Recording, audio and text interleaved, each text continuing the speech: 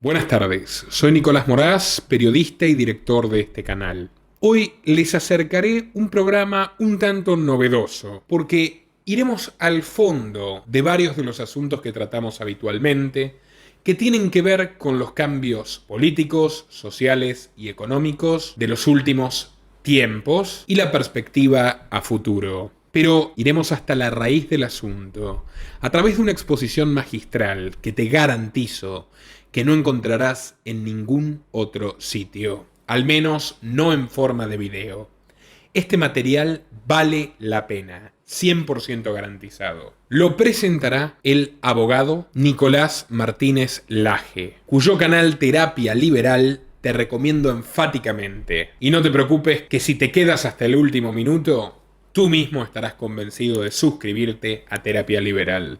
Un espacio que merecería, sin duda, tanta audiencia como el que tenemos nosotros. Sin más, te recomiendo prestar mucha atención y quedarte hasta el último minuto.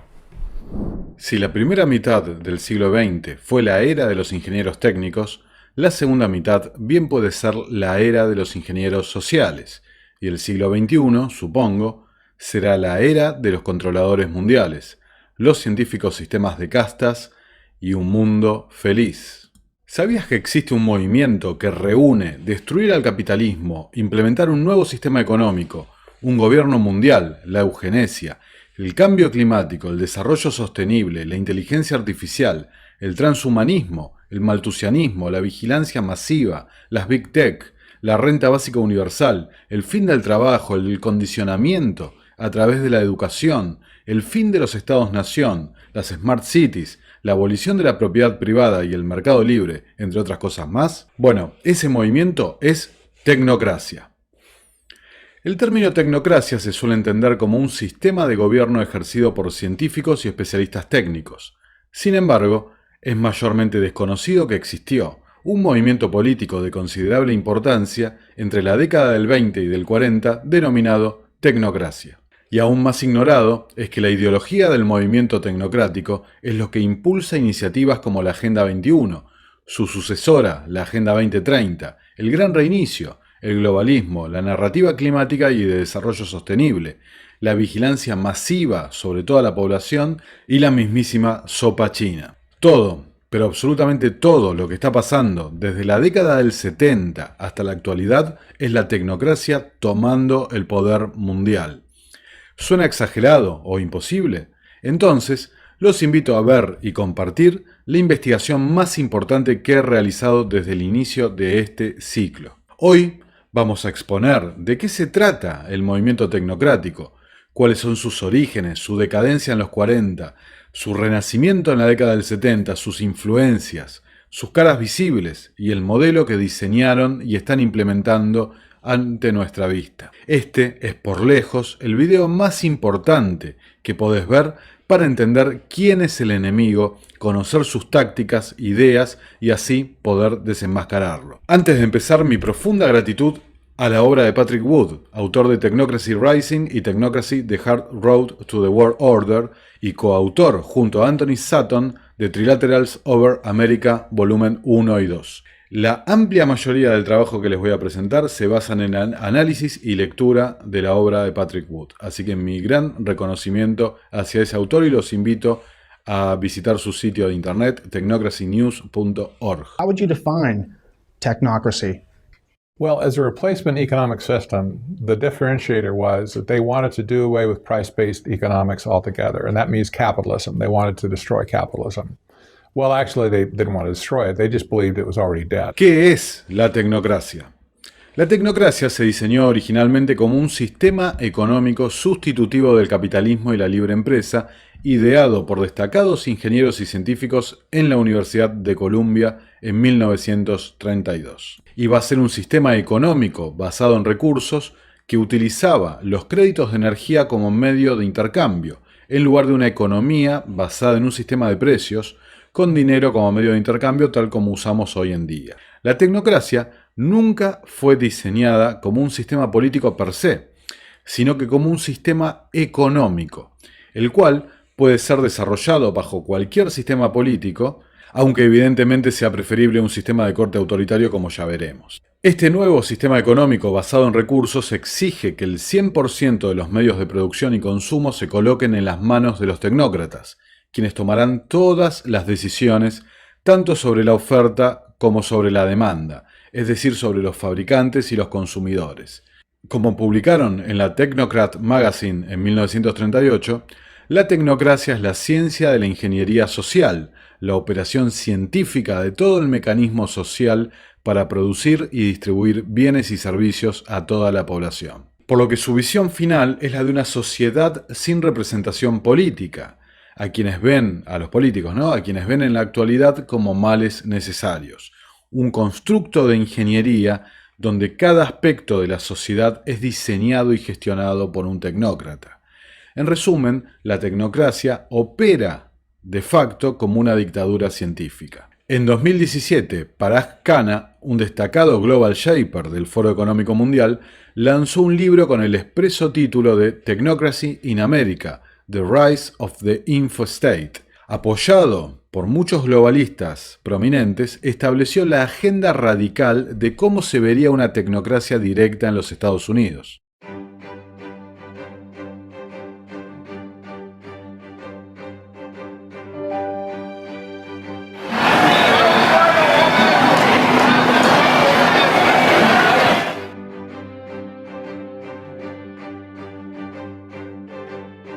En Estados Unidos, la tecnocracia directa se vería así: una presidencia colectiva de alrededor de media docena de miembros del comité, respaldada por una administración pública fuerte, más capaz de hacer malabarismos con desafíos complejos. Una legislatura multipartidista que refleje mejor la diversidad de opiniones políticas y utilice tecnologías de datos para consultas ciudadanas en tiempo real. Y el Senado será reemplazado por una asamblea de gobernadores que priorice las necesidades comunes de los estados y comparta políticas exitosas entre ellos. Y por último, un poder judicial que monitoree los puntos de referencia y estándares internacionales y proponga enmiendas constitucionales para mantenerse al día con nuestros tiempos rápidamente cambiantes. Khanna afirma que ha llegado el momento de una nueva convención constitucional y concluye que solo el pensamiento utilitario puede dar lugar a otra era progresista. Parece imposible de imaginar, ¿verdad? Sin embargo, es el modelo del Partido Comunista Chino. Teoría económica de la tecnocracia. That the scientists and engineers believed that the perfect economy would be based on energy rather than on money and supply and demand. This is a very difficult concept for people in America, or probably anywhere, to get their head around, because when you talk about doing it with money and pricing everything in energy, it just doesn't make sense. It goes snap. But here's just an example of how it might work. They would forecast. They intended to forecast the amount of energy that was going to be produced in any given period, like say a month. They would forecast the energy to be produced in that given month in the economic system that was being looked at. They would divide that energy by the number of people, and they would devise a system of energy currency, energy credits that would be passed out, kind of like food stamps, to everybody in society. And you'd have those energy credits to spend during the following month. At the end of the month, your energy credits would expire if you had not spent them, so it's, spend them or lose them.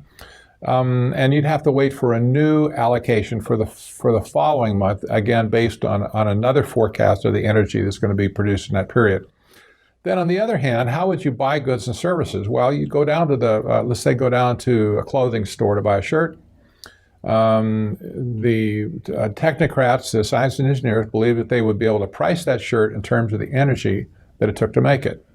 So you have cotton grown in Egypt, you have diesel goes into a tractor, you have the cotton gin comes along and has to spin it into thread, and then it goes to a garment maker in Sri Lanka, another ship involved, and eventually it ends up in your store, wherever your town is, in a department store, and you go in and buy the shirt. Theoretically, there's you could add up all the energy it took to make that shirt. That's what you'd pay. And wouldn't be based on supply and demand at all, just be based on the amount of energy it took to make that shirt. So this is completely otherworldly to our system that we understand as free enterprise, supply and demand, and so on. And it also requires a management of the economy that we do not appreciate today at all. We don't have anything like this in today's economic world. Now, there have been attempts to manage capitalism in different ways, by the way. I'll say that the Bolshevik Revolution, for instance, when communism really got underway as a social experiment, the government attempted to manage the capitalistic system. Same thing happened with fascism. Well, the corporate world merged with the government, and they tried to manage the economy. But in both cases, it was still a price-based economy. It was still supply and demand, even though the government said, we'll manage the economy. We'll tell you how much supply there's going to be. We'll tell you how much demand there can be. And when technocracy came along, the whole concept of all of those things were out the door. It was an altogether different ballgame. In fact, if you were to meet a card-carrying technocrat in the 1930s and call him a communist, you're liable to get into a fist fight with them because they hated communism. They thought that communism was a complete sellout. It was just another iteration of capitalism and, people trying to manage and manipulate capitalism to, control the people. Debemos partir de la idea de que la tecnocracia ve a los seres humanos como otro recurso más a explotar y gestionar, similar al petróleo o al ganado. Como modelo sustitutivo al capitalismo proponían el siguiente esquema. En lugar de que el sistema esté basado en la oferta y demanda y coordinado por los precios, considerar la energía y los recursos como el eje central del mismo. Para ello, en primer lugar, se debía determinar la cantidad de energía producida mensualmente. Luego, se emitirían créditos equivalentes a esa energía que se distribuirían equitativamente entre todos los habitantes del tecnato, para luego ser utilizados libremente, entre comillas, por los ciudadanos para el consumo de bienes y servicios, los cuales serían cuidadosamente planificados, producidos y distribuidos por los tecnócratas. Al concluir el mes, los créditos no utilizados se anularían y volvería a comenzar el ciclo nuevamente.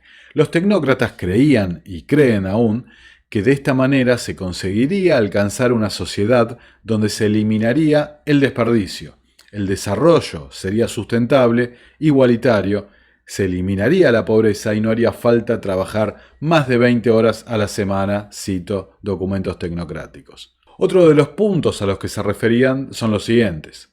La erradicación de la propiedad privada. Todo pasaría a ser parte del tecnato y controlado por los tecnócratas. La abolición de todo sistema de precios y su reemplazo por un sistema de créditos de energía. Prohibir el ahorro a través de la esterilización al final del ciclo de los créditos de energía. La clase dirigente del tecnato, a su discreción por supuesto, determina las necesidades de los habitantes, sean médicas, alimenticias, de transporte, entretenimiento, lo que sea. La abolición de cualquier sistema de gobierno tradicional, la educación considerada como un método de condicionamiento para los trabajos que les serán asignados a los ciudadanos, y la ciencia y el método científico sería la única guía para la toma de decisiones, basadas todas ellas en la eficiencia, bienestar y la recolección sistemática de datos. Para el que tenga alguna duda, son los mismos postulados que pregona el Foro Económico Mundial, las Naciones Unidas, la Agenda 2030 y la esencia del sistema de créditos de emisión de carbono planteados desde los Acuerdos de París del año 2015.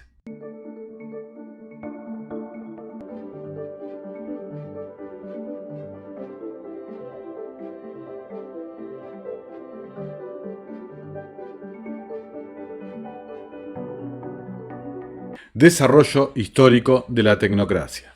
Podemos rastrear el origen e influencias del movimiento tecnócrata en el cientificismo de Henry de Saint-Simon, en Comte, el positivismo y una revisión inclusive del platonismo, donde el filósofo rey ahora es reemplazado por el científico rey. Respecto al movimiento en sí, debemos trasladarnos a la década del 30 para analizar su fase organizada institucionalmente. Historia del movimiento tecnocrático. En la década del 30 fue promovido y presentado en sociedad por la Universidad de Columbia en 1932, surgiendo así la moderna doctrina tecnocrática, convirtiéndose luego en un movimiento organizado cuando Technocracy Inc. fue fundada en 1934 por Howard Scott y M. King Hubbard, Juntos escribieron el curso de estudio de la tecnocracia, que puede ser descargado de internet, está en PDF, que se convirtió en su Biblia de referencia para todas las reuniones que mantuvieron tanto en los Estados Unidos como en Canadá.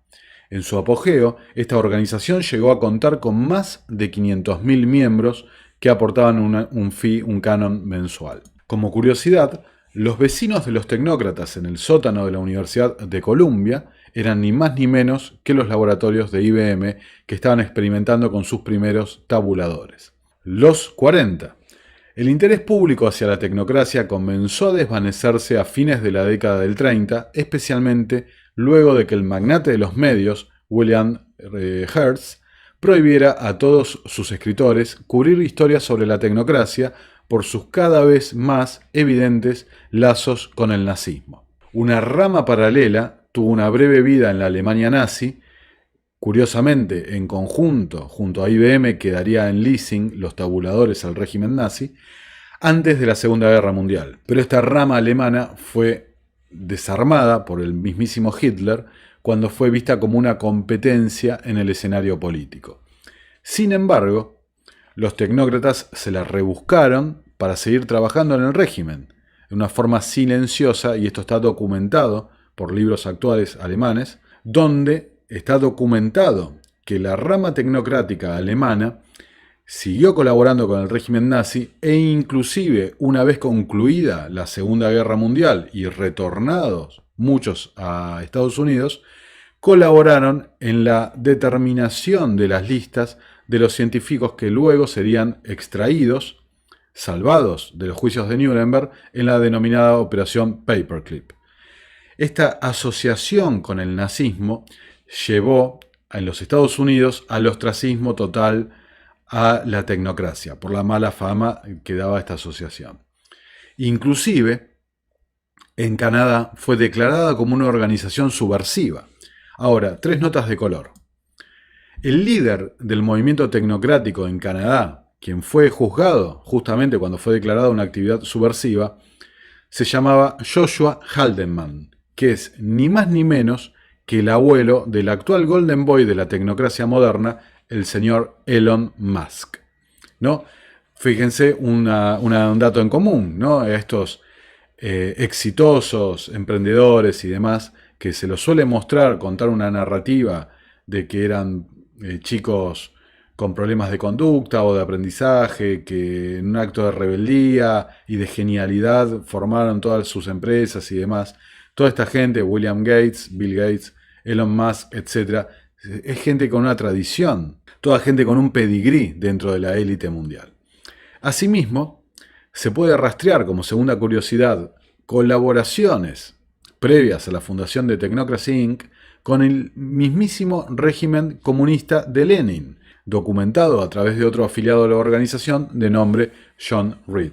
Como tercera curiosidad, la segunda persona asociada con la creación de Technocracy Inc., M. King Hubbert, es el creador de la teoría del pico del petróleo, base de todos los movimientos ecologistas y de calentología posteriores. Algo absolutamente poco conocido. Hacemos un salto en el tiempo a la década del 70.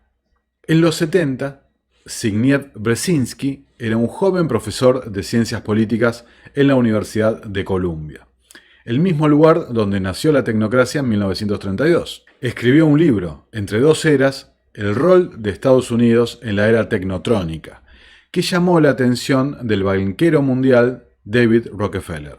Juntos, Rockefeller y Brzezinski acordaron fundar la Comisión Trilateral con el propósito explícito de instaurar un nuevo orden económico internacional. Esto es importante porque empezamos a conectar con esta información, a conectar los puntos en común. Ahora vayamos a la década del 80. En 1987, Gro Harlem Brundtland, la ex primera ministra de Noruega, directora de la Organización Mundial de la Salud y asesora sobre temas de cambio climático para las Naciones Unidas, y miembro de la Comisión Trilateral, publica Nuestro Futuro Común.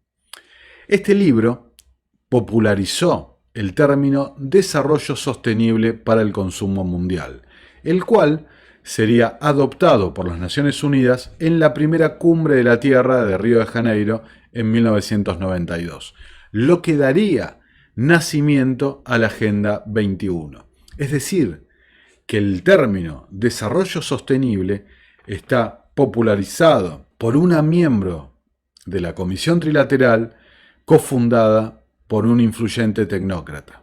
Hoy en día, la Agenda 21 sigue vigente, pero se ha ampliado significativamente a través de la conocidísima Agenda 2030 y sus 17 Objetivos de Desarrollo Sostenible.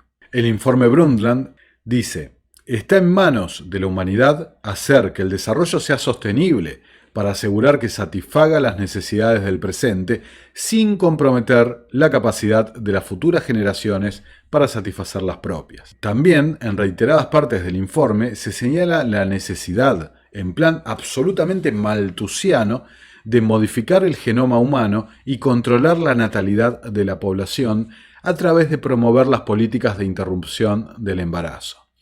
Insisto en este punto, desarrollo sostenible es sinónimo de tecnocracia. En la actualidad, esta es la primera vez en la historia de la humanidad que nos estamos fijando la tarea de cambiar intencionalmente y dentro de un periodo de tiempo definido el modelo de desarrollo económico que ha estado imperando durante al menos 150 años desde la Revolución Industrial. Decía Christiana Figueres en 2015. Christiana Figueres, que es la esposa de quien fuera el segundo de Klaus Schwab en el Foro Económico Mundial, José María Figueres, que tuvo que renunciar tras un escándalo de corrupción.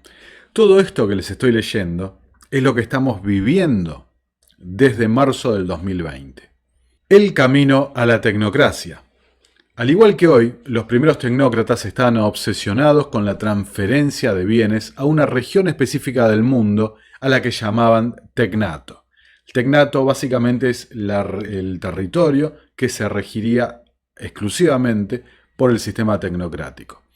En 1934 describían al tecnato de América del Norte como la porción de territorio que incluía a Groenlandia, a Canadá, a Estados Unidos, México, Cuba, el Caribe, toda América Central y algunos países de América del Sur. Sin embargo, nunca se mencionó cómo se persuadiría a estas naciones soberanas, cada una con su propio tipo particular de gobierno, para que descartaran voluntariamente esas estructuras de gobierno y cedan el poder y el control a un grupo de científicos e ingenieros megalómanos. Nunca lo explicaron. Sin embargo, estamos viendo cómo pensaban hacerlo. There's an economic coup that's taking place in the world today, an economic transformation. And the people that are bringing this to us want to control society, if you will, as a factory, kind of like a factory or a machine floor where you have a factory making something and the engineers have designed the factory and they're going to manage every little part of the factory from their perspective as a scientific project. Crazy as it sounds, it's social engineering on steroids. Los creadores de la tecnocracia procedieron como si todas estas naciones sucumbieran mágicamente a la dictadura científica, tecnocrática, y documentaron 7 requisitos clave que deben cumplirse antes de que el sistema pueda funcionar correctamente. Estos 7 requisitos originales son obviamente tan válidos y operativos hoy como lo eran entonces. Decía el curso de estudio de la tecnocracia en la página 232. Los 7 puntos. Primero, registrar de forma continua las 24 horas del día la conversión neta total de energía. La conversión de energía significa crear energía utilizable a partir de energía almacenada como carbón, petróleo o gas natural, que cuando se queman se genera electricidad. Había 2 razones para realizar un seguimiento de la energía utilizable. En primer lugar, era la base para emitir un guión energético a todos los ciudadanos para la compra y venta de bienes y servicios. En segundo lugar, servía para predecir la actividad económica porque toda la actividad depende directamente de la energía. Segundo, mediante el registro de energía convertida y consumida, posibilitar una carga equilibrada.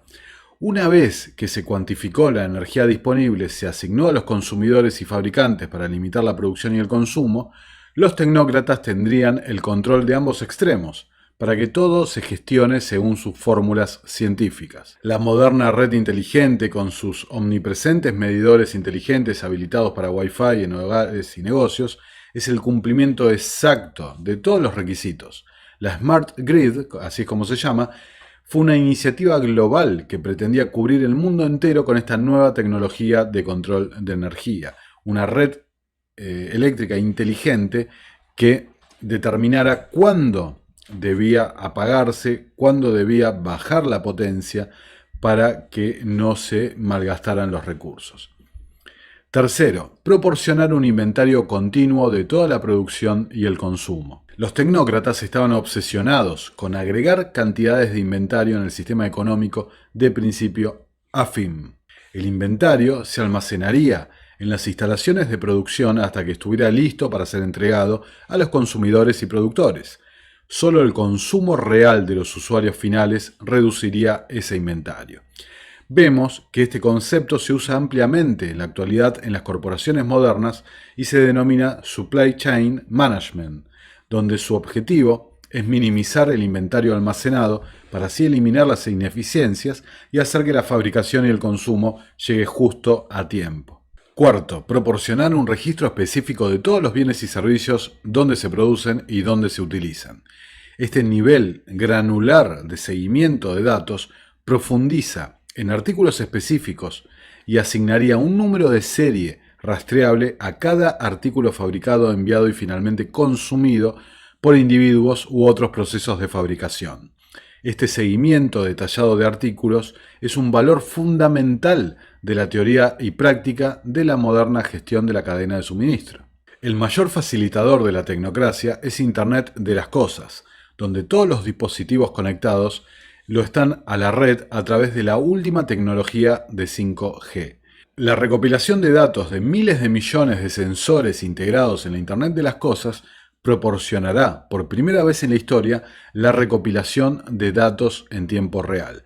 A su vez, este flujo de datos le dará ritmo a los algoritmos de inteligencia artificial diseñados para controlar la sociedad y las personas que la integran. Quinto, proporcionar registro específico del consumo de cada individuo, además de un registro y descripción de ese individuo.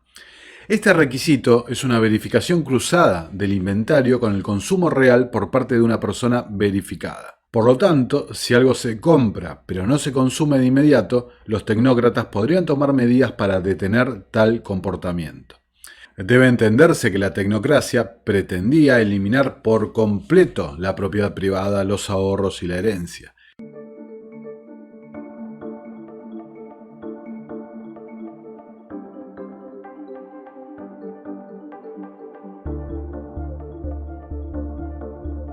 El acaparamiento entonces de artículos de consumo se consideraba ahorro no autorizado. La forma de recopilar esta información es mediante el seguimiento y la vigilancia total.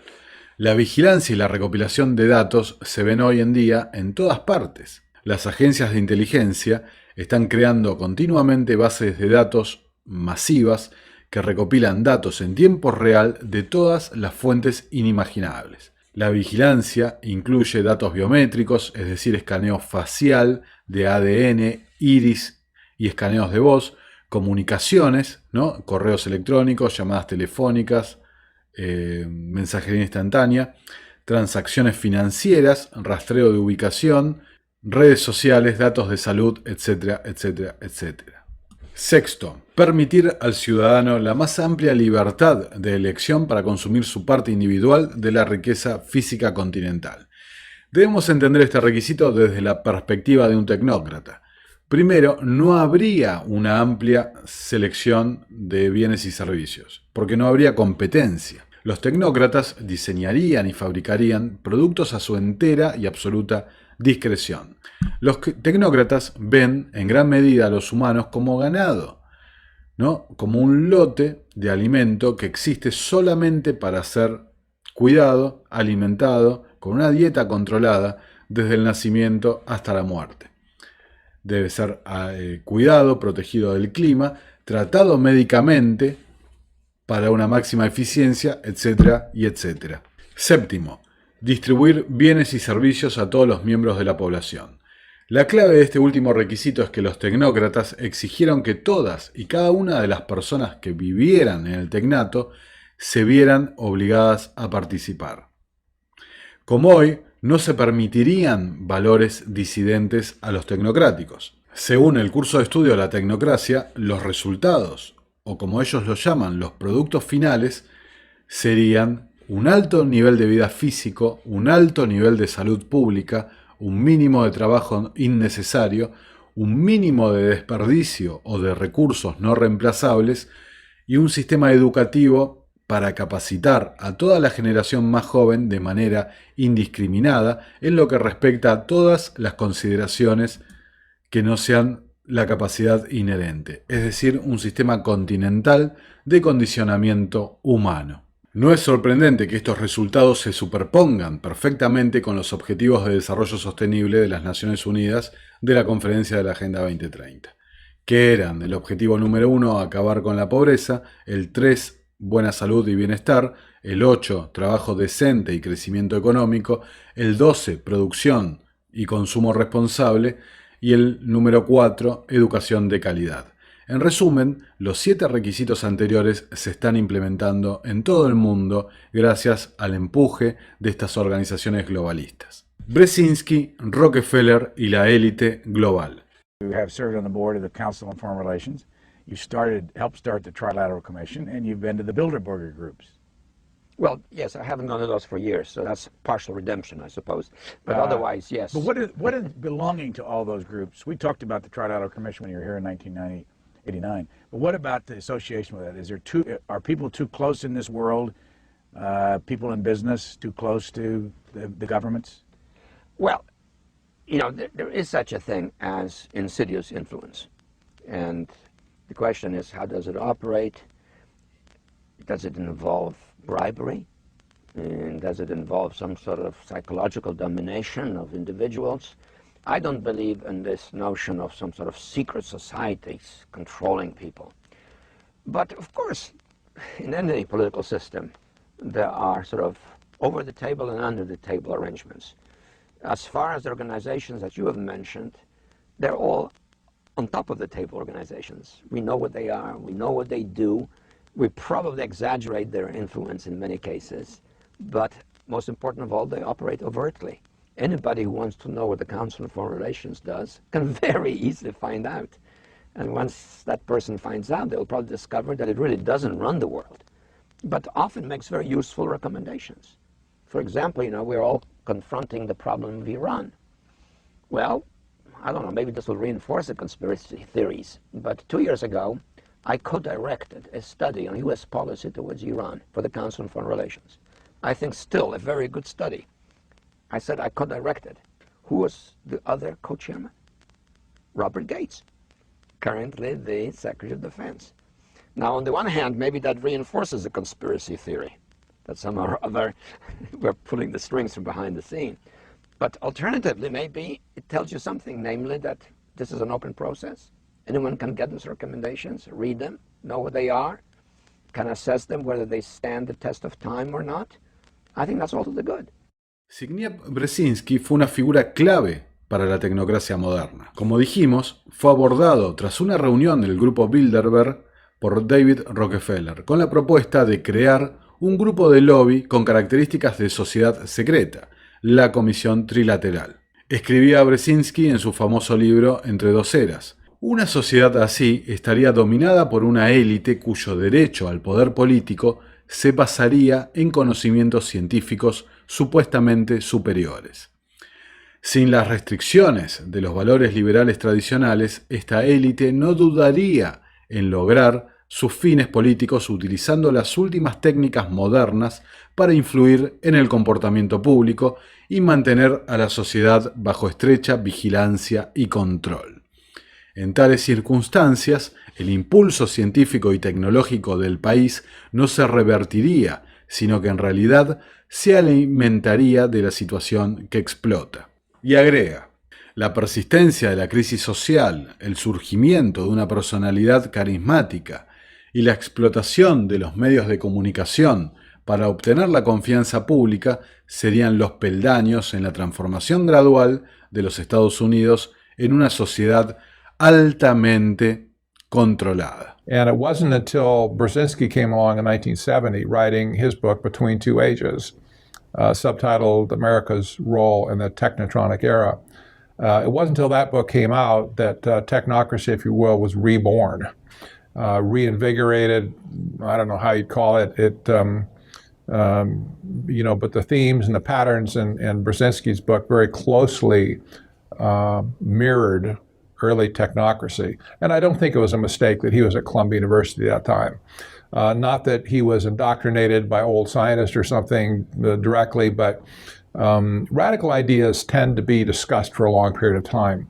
And I'm sure that there were, in his stay there, I am sure that there were some interesting discussions in the cafeteria over the history of Columbia, the crazy stuff that had come and gone. And so people are going to be talking potentially about technocracy and the ideas of it. Brzezinski was a political scientist. I'm sure that interested him. And the history of it was right under his nose, too. So why not take a look at it?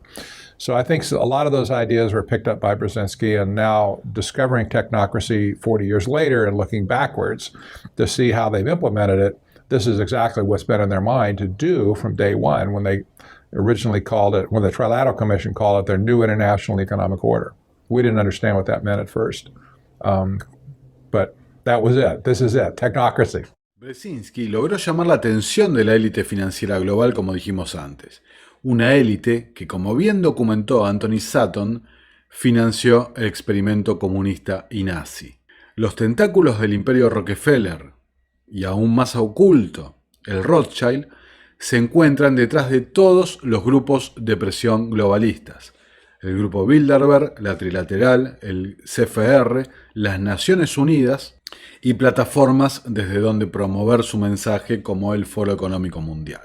Brzezinski, cofundador de la Comisión Trilateral, eso nunca hay que olvidarlo porque se lo suele dejar de lado, inclusive se jactaba de haber sido quien designó personalmente a Jimmy Carter en la década del 70, otro miembro de la Comisión Trilateral, para la nominación del Partido Demócrata a la presidencia.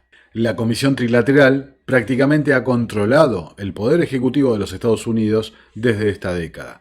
Han sido miembros George Bush padre, Bill Clinton y Barack Obama, por ejemplo, como pueden ver, financiando ambos lados de la guerra política. Can you tell us about the Trilateral Commission?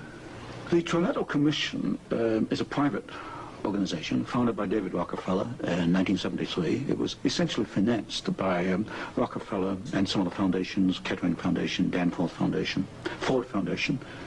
Ford Foundation was a very major contributor. And the stated objective is to encourage discussion amongst what they call the trilateral regions. I should point out that of the 300 members, 1/3 come from the United States, 1/3 from Japan, and 1/3 from Europe. But in effect, I find that the actions of the Trilateral Commission are very much self-interested on the part of the international banking community in New York. Now, as far as the Trilateral Commission's influence on the American government is concerned, it's been said that there is a very excessive representation of the Trilateral Commission in Jimmy Carter's cabinet and in Jimmy Carter's administration. Well, excessive is rather an understatement. I think there's some 200 million people in the United States. There are only 77 trilateral members who are American.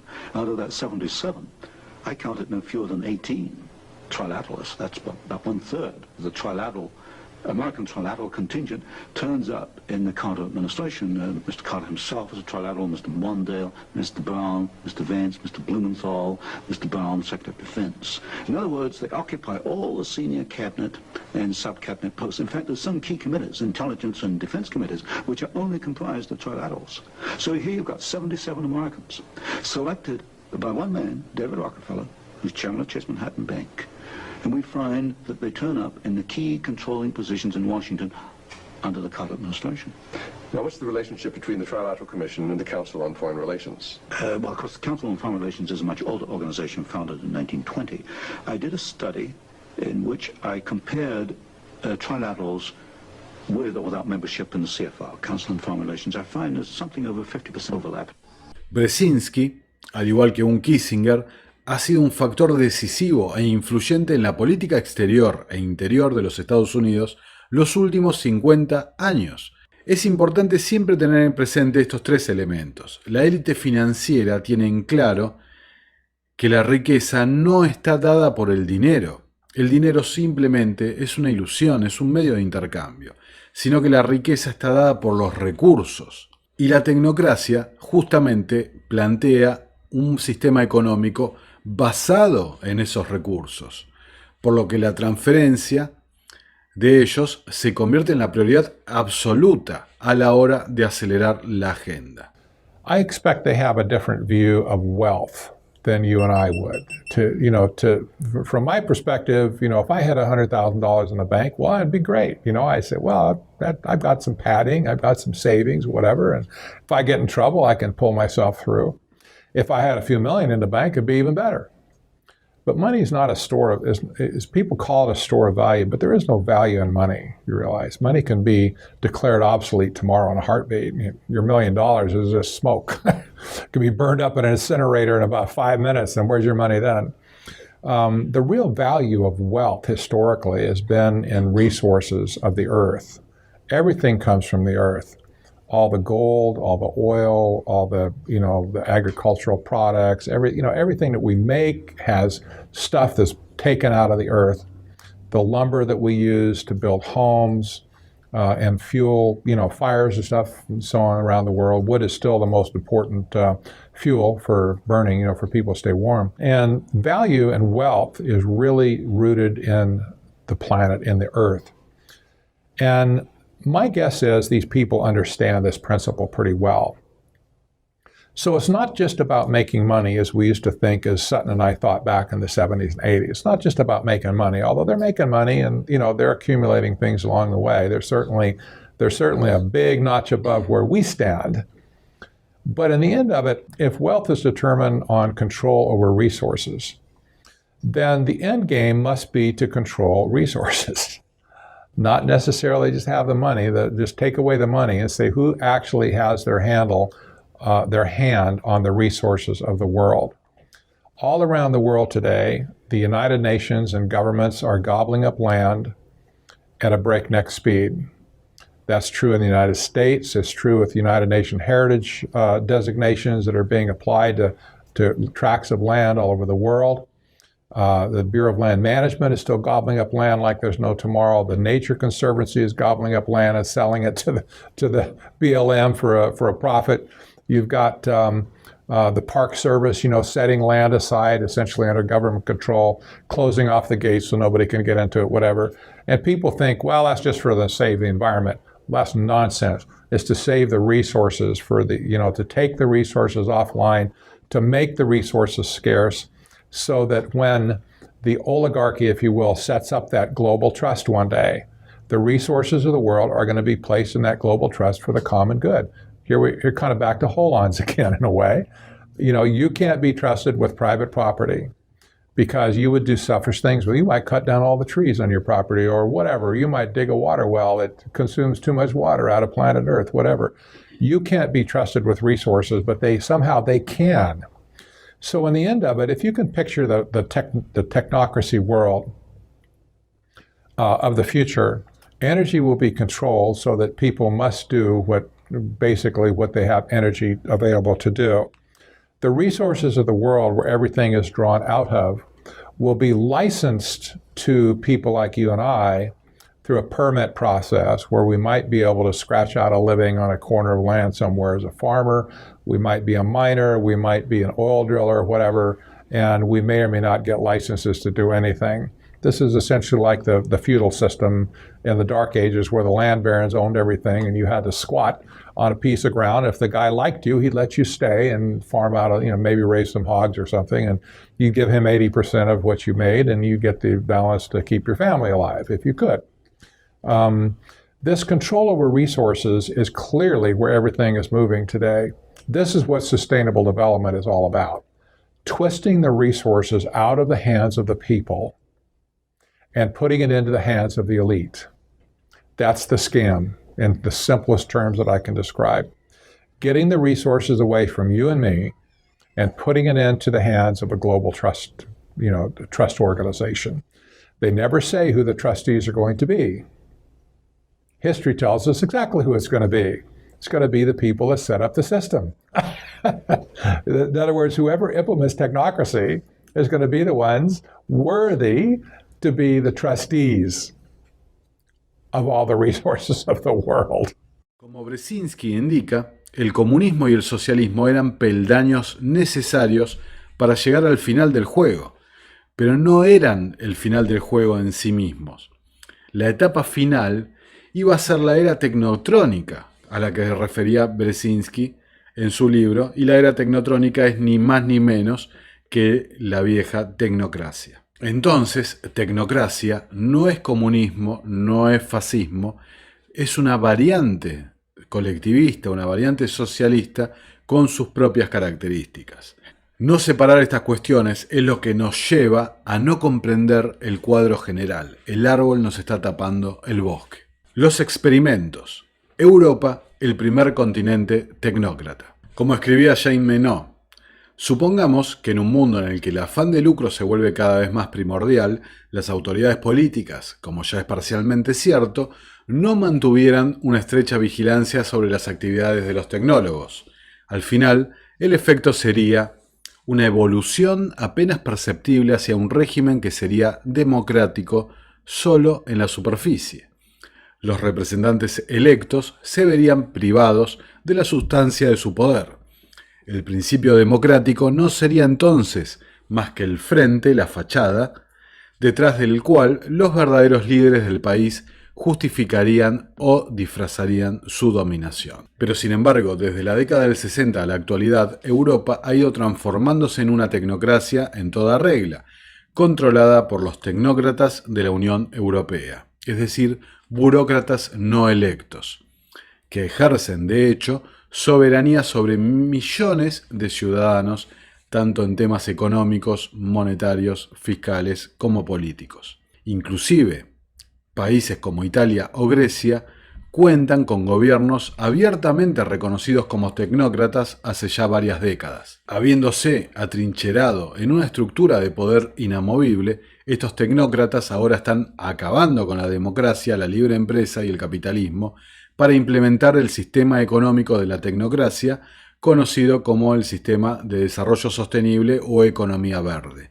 donde tanto la producción como el consumo estarán controlados por una sola entidad, es decir, estos mismos tecnócratas. En palabras de Menot, utilizo el término influencia en sentido amplio, refiriéndome a la capacidad que poseen algunas personas para inducir a otras a actuar, pensar y sentir de una determinada manera o de acuerdo con una sugerencia predeterminada. Esta aptitud permite a los tecnócratas captar una cierta medida de autoridad sobre los políticos que son elegidos directa o indirectamente por el pueblo para asumir el control de los asuntos públicos. Esto les permite orientar las líneas de acción que adoptan los políticos y las decisiones que toman. Conflict we see on the globe today.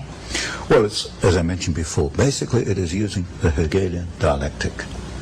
You establish one side, then you establish the other side, then you bring them into conflict, then you manage that conflict.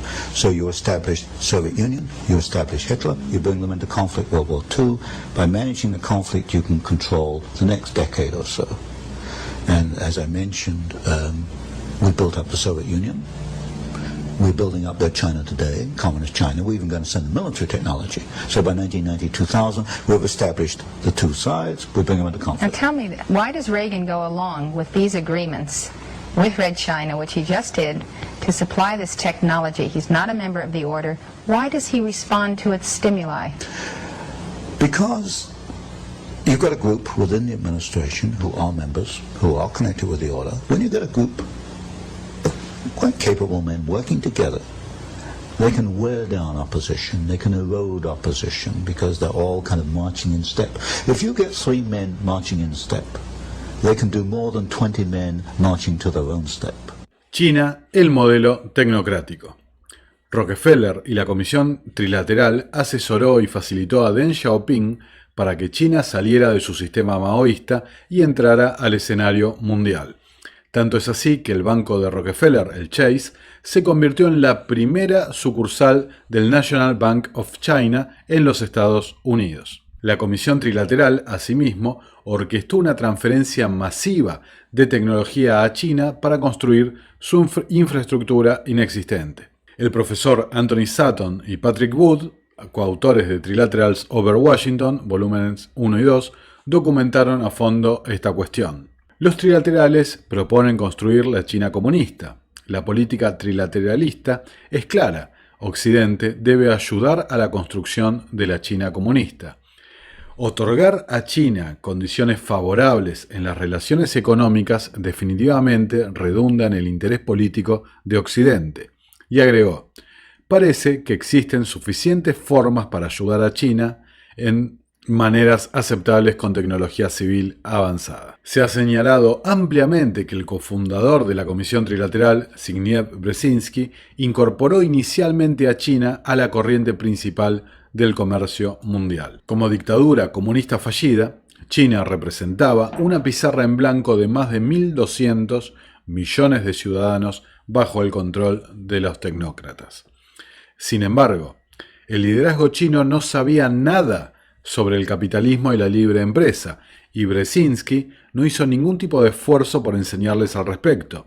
En cambio, sí plantó las semillas de la tecnocracia. Una vez se normalizaron las relaciones diplomáticas con China, las corporaciones globales conectadas a la Comisión Trilateral se apresuraron a construir infraestructura, fábricas, instalaciones educativas, centros financieros, etcétera, etcétera. En el periodo de 20 años, de 1980 a 2000, se produjo una transformación considerada un milagro económico, pero no fue obra de China.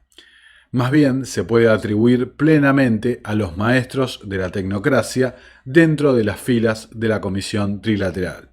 Para poner un ejemplo, en el año 2001 apareció un artículo en la revista Time, cuyo editor, Hadley Donovan, era uno de los miembros fundadores de la Comisión Trilateral. El artículo, titulado Made in China, The Revenge of the Nerds, reveló con precisión y claridad lo que había sucedido durante los 20 años anteriores. Dice el artículo, los nerds están dirigiendo el espectáculo en la China de hoy. En los 20 años transcurridos, desde que entraron en vigor las reformas de Deng Xiaoping, la composición del liderazgo de China ha cambiado notablemente a favor de los tecnócratas, es decir, individuos que ocupan cargos políticos reales o putativos que se especializaron en ciencias naturales o ingeniería en la universidad.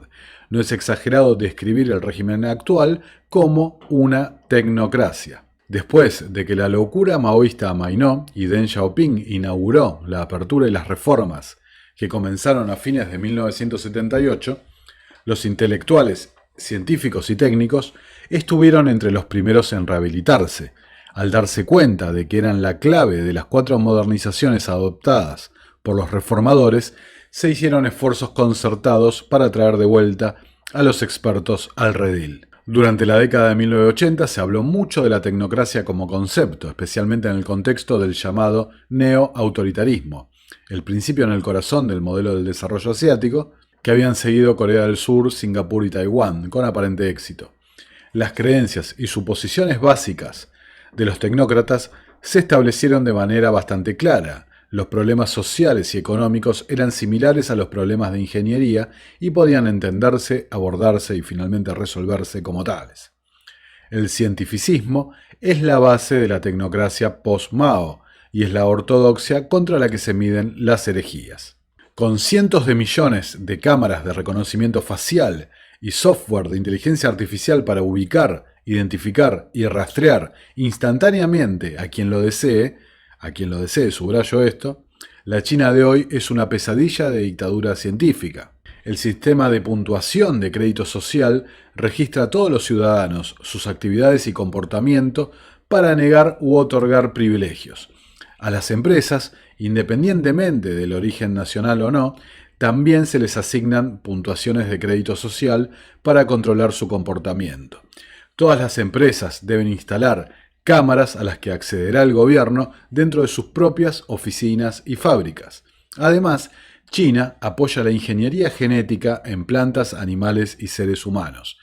Como nota de color, China tiene la intención de dominar el espacio y los viajes espaciales, ya que recientemente aterrizó un vehículo de exploración en el lado oscuro de la Luna. Ya está probando un módulo de aterrizaje en Marte y se compromete a colonizar el planeta rojo, algo que tecnócratas de pedigrí como Elon Musk impulsan.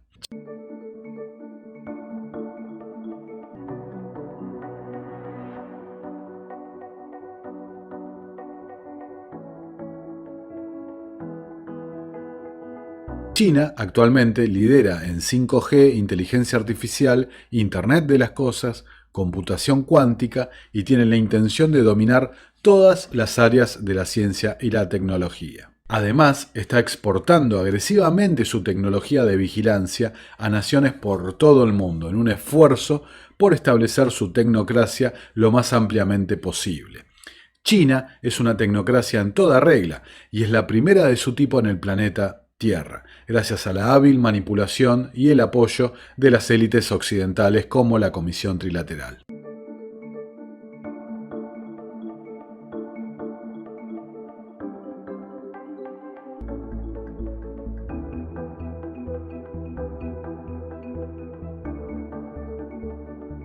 Tecnocracia y transhumanismo.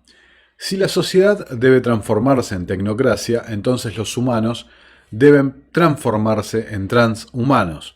Una sociedad utópica y perfectamente eficiente imaginada por los tecnócratas se ensuciaría rápidamente si estuviera habitada por humanos imperfectos y débiles en su forma actual. Esta es exactamente la razón por la que vemos a muchos tecnócratas de nivel también se identifican ellos mismos como transhumanos. Algunos nombres conocidos incluyen a Elon Musk, Jeff Bezos, Ray Kurzweil, Peter Thiel. Gracias a la adopción por las Naciones Unidas de la tecnocracia como desarrollo sostenible, sus políticas de Agenda 2021 se han extendido a todos los rincones del planeta. En total ignorancia de las trampas que se les tendió, la gente ahora exige más, no menos. El calentamiento global se está utilizando para romper el sistema económico actual, allanando el camino para la única alternativa que ofrece desarrollo sostenible, es decir, el sistema económico tecnocrático. Tecnocracia y los bancos centrales. Los bancos centrales del mundo controlan la política monetaria. En el caso de la Reserva Federal, que administra la moneda de reserva más importante del mundo, sus actividades son seguidas de cerca por economistas y pronosticadores de todo el mundo. Sin embargo, lo que la mayoría de la gente no sabe es que los bancos centrales tienen su propio banco central, el Banco de Pagos Internacionales.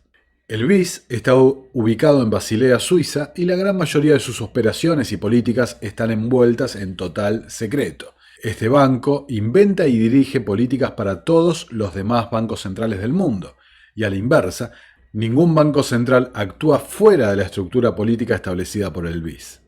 En un informe especial de Bloomberg Markets de 2018 titulado Bienvenido al club privado de la élite de los banqueros centrales mundiales, se reveló un hecho clave sobre el Banco de Pagos Internacionales. Ha habido un cambio de guardia en el Banco de Pagos Internacionales, la organización poco conocida que se encuentra en el corazón del sistema financiero mundial.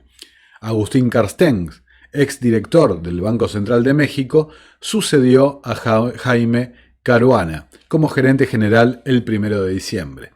Está a cargo de una institución que se destaca como un bastión de la tecnocracia global, en una era de creciente transparencia y creciente desilusión con las élites. Por otro lado, en el año 2019, el gobernador del Banco de Inglaterra, Mark Carney, declaró: está surgiendo una nueva economía impulsada por cambios en la tecnología, la demografía y el medio ambiente. Esta economía requiere una nueva financiación al servicio de la economía digital, una nueva financiación con productos más rentables, mejor adaptados y más inclusivos, una nueva financiación para apoyar la transición a una economía sostenible, una nueva financiación que equilibra la innovación con la resiliencia.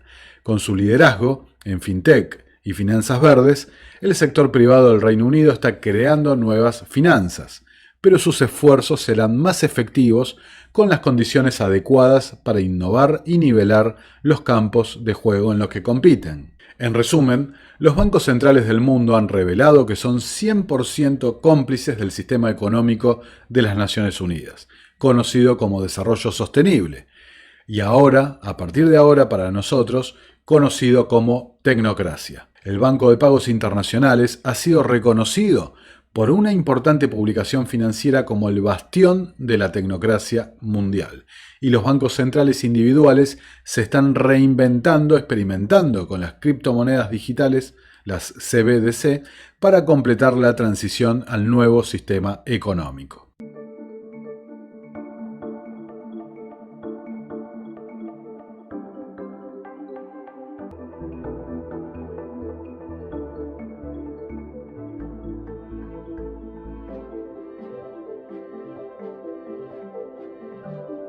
Tecnocracia y Smart Cities.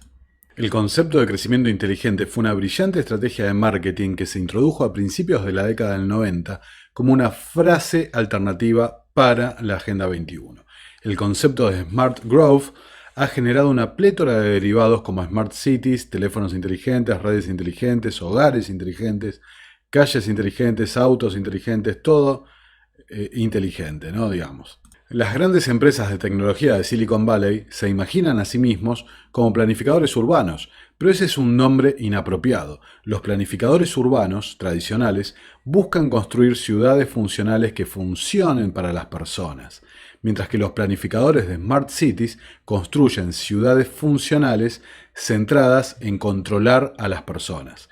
Uno de los objetivos principales de la tecnocracia, también conocida como desarrollo sostenible, es transferir los recursos y la propiedad de las personas a las manos de un fideicomiso común global operado por esta élite financiera mundial. Cuando Rockefeller fundó la Comisión Trilateral en 1973 para crear un nuevo orden económico internacional, la apropiación de recursos se convirtió en el plan maestro y el desarrollo sostenible, también conocido como tecnocracia, se convirtió en el medio para llegar a ese fin. Las ciudades no tienen recursos físicos como agricultura, minerales, madera, etc. Más bien, son las áreas rurales del mundo donde se encuentran y se desarrollan esos recursos. Entonces, para prepararse, para apoderarse de grandes extensiones de áreas rurales, los tecnócratas desarrollaron dos estrategias coordinadas. Primero, trasladar a las personas de entornos rurales a entornos urbanos y segundo, mantenerlas encerradas ahí. Por ejemplo, en los Estados Unidos, tras la crisis subprime, creada por los propios banqueros centrales, el mayor poseedor de tierras pasó a ser la Reserva Federal, con el gigante BlackRock como el gestor de esos fondos. Asimismo, el mayor poseedor privado de tierras cultivables es Bill Gates. En China, donde reina la tecnocracia, las políticas de apropiación de tierras son mucho más directas. Por ejemplo, China dio a conocer un plan en 2014 para trasladar sumariamente a 250 millones de agricultores de sus tierras para 2026 a megaciudades que ya se habían construido pero que estaban vacías. Evergrande, ¿se acuerdan? La tierra de cultivo desocupada se está combinando en granjas industriales gigantes para ser operadas por tecnología avanzada con robots agrícolas y tractores automatizados. Una vez reubicados en estas ciudades elegidas por el gobierno, estos agricultores caerán en una máquina de ingeniería social que los vigilará continuamente, los rastreará, asignará puntajes de crédito social para limitar su acceso a privilegios y servicios del Estado y nunca recuperarán suficientes recursos o movilidad para irse de sus ciudades asignadas. En otras palabras, están encerrados. En todo el mundo hay varios puntos en común en el concepto de Smart City con el de tecnocracia que se pueden observar muy fácilmente. Primero, la vigilancia, es decir, el monitoreo mediante escaneo facial biométrico, rastreo geoespacial, datos financieros, redes sociales, etcétera, etcétera. Segundo, el transporte. La tecnocracia propone la abolición del transporte privado en función de un transporte público. Así se pueden medir los recursos de consumo de cada uno y encima limitar el radio de acción, ¿no? O sea, prohibir el transporte privado a favor de bicisendas, colectivos, trenes, etcétera, etcétera. Tercero, los datos, ¿no? La recopilación de datos en tiempo real a través de la Internet de las cosas y la Internet de los cuerpos. Y por cuarto punto, el control absoluto, la ingeniería social, siempre está liderando el proceso de pensamiento del desarrollo de la Smart City. Sin embargo, a diferencia de los representantes políticos electos, los ingenieros sociales son siempre tecnócratas autoproclamados que deciden qué deben y no deben hacer los ciudadanos, dónde deben ir y dónde no deben ir, con quién deben asociarse y con quién no. ¿Les recuerda algo? Sí, señores, 2020. Tecnocracia y religión. Hay tres elementos entrelazados que son claves para cualquier sociedad: la política, la economía y la religión. Respecto a la religión, la tecnocracia reconoce a la ciencia, ¿no? La de ellos, por supuesto, como la única verdad. Empujado desde las Naciones Unidas, el Evangelio es la Carta de la Tierra, escrita por Mikhail Gorbachev y Maurice Strong en 1994.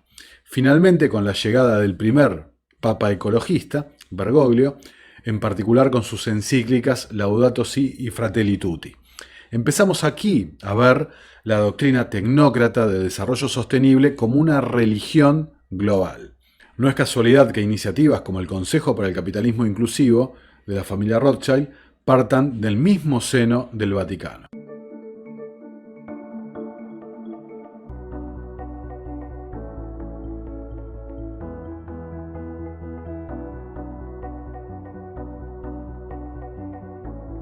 Tecnocracia y educación. Cuando King Hubbard y Howard Scott escribieron el curso de estudio de la tecnocracia en 1934, estaba literalmente destinado a ser la Biblia de los tecnócratas. Contenía todos los elementos básicos de la construcción social junto con reglas y principios para la vida. Hubbard y Scott nombran a la educación como uno de los pilares de la tecnocracia. En la página 232, que ya hicimos referencia, enumeraron los productos finales, es decir, el resultado, obtenido por un mecanismo social de alta energía en el continente norteamericano, como un alto nivel de vida físico, un alto nivel de salud pública, un mínimo de trabajo innecesario, un mínimo de desperdicio de recursos no reemplazables y un sistema educativo para capacitar a toda la generación más joven de manera indiscriminada en lo que respecta a todas las consideraciones que no sean la capacidad inherente, es decir, un sistema continental de condicionamiento humano. William Atkin elaboró sobre esto en su libro Tecnocracia y el sueño americano de 1978. Será necesario instalar un sistema continental de acondicionamiento humano para reemplazar los insuficientes métodos e instituciones educativas existentes. Este sistema continental de educación general deberá organizarse de manera que proporcione el mayor acondicionamiento y entrenamiento físico posible. Debe educar y capacitar al público estudiantil para obtener el mayor porcentaje posible de capacidad funcional competente. Dado que la necesidad básica de la sociedad era la experiencia técnica, su sistema educativo aboliría las artes liberales que abordaban soluciones moralistas anticuadas a los problemas humanos. Básicamente reemplazaría las humanidades con el taller de máquinas. En el proceso, los miembros de la sociedad estarían condicionados a pensar en términos de racionalidad y eficiencia de ingeniería. El hombre, en resumen, estaría entonces condicionado a asumir el carácter de máquina, a aceptar una realidad entendida en términos de función similar a las de una máquina. Los primeros tecnócratas, profundamente cautivados por la vana religión del cientificismo, creían que la verdad sobre el hombre y el universo solo podía descubrirse a través de la ciencia. Como resultado, el pionero de la psicología del comportamiento, B.F. Skinner, fue uno de los principales contribuyentes a la comprensión tecnócrata del condicionamiento humano. Era una teoría que abrazaron con entusiasmo y aplicaron a su modelo utópico de la tecnocracia. El curso de estudio de la tecnocracia depende completamente de esta línea de pensamiento, y cada capítulo enfatiza la importancia y la necesidad del condicionamiento de todos los miembros de la sociedad para que la utopía se materialice.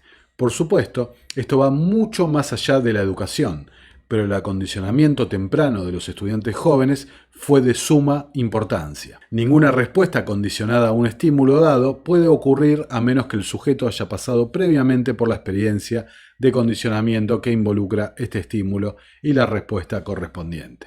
Solo mencionar que el programa educativo de Estados Unidos, adoptado por la mayoría de los estados, con la intención de estandarizar el aprendizaje, llamado Iniciativa de Common Core, o Estándares Educativos Básicos Comunes, contó como principal financista a la Fundación Bill y Melinda Gates, controlada por el pionero de Microsoft, Bill Gates, un tecnócrata.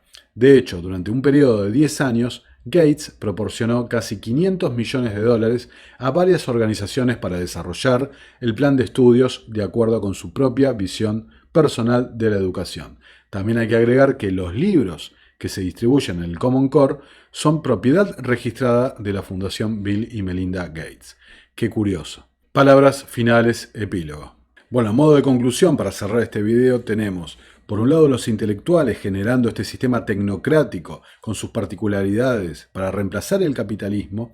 Por el otro lado, la élite global financiera, encabezada en este punto, en este video, por la familia Rockefeller, que como muy bien describió Anthony Sutton en su trabajo, esta élite financiera se ha dedicado durante toda la historia a financiar ambos bandos en conflicto. Se ha dedicado a financiar al comunismo bolchevique, se ha dedicado a financiar el movimiento nazi, se ha dedicado a financiar, como mostramos en este video, el surgimiento de China como potencia, pero siempre carentes de una base intelectual. Esa base intelectual que secuestran es la tecnocracia.